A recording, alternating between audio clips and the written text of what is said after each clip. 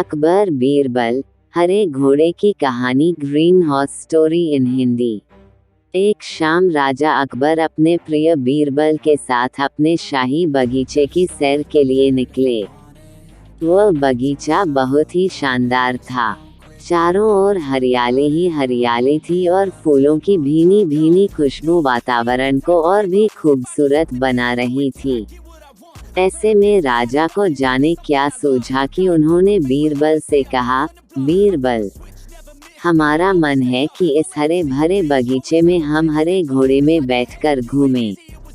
इसलिए मैं तुम्हें आदेश देता हूँ कि तुम 7 दिनों के अंदर हमारे लिए एक हरे घोड़े का इंतजाम करो।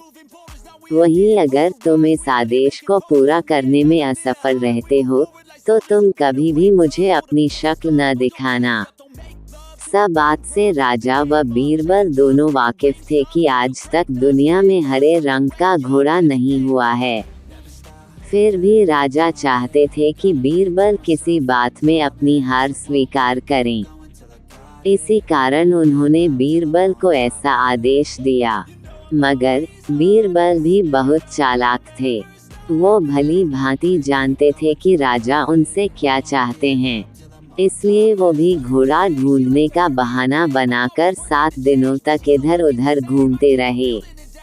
8वें दिन बीरबल दरबार में राजा के सामने पहुंचे और बोले, महाराज, आपकी आज्ञा के अनुसार मैंने आपके लिए हरे घोड़े का इंतजाम कर लिया है, मगर उसके मालिक की 2 शर्तें हैं। राजा ने उत्सुकता से दोनों शर्तों के बारे में पूछा। तब बीरबल ने जवाब दिया, पहली शर्त यह है कि उस हरे घोड़े को लाने के लिए आपको स्वयं जाना होगा। राजा इस शर्त के लिए तैयार हो गए। फिर उन्होंने दूसरी शर्त के बारे में पूछा। तब बीरबल ने कहा, घोड़े के मालिक की दूसरी शर्त यह है कि आपको घोड़ा लेने जाने के लिए सप्ताह के 7 दिन के अलावा कोई और दिन चुनना होगा।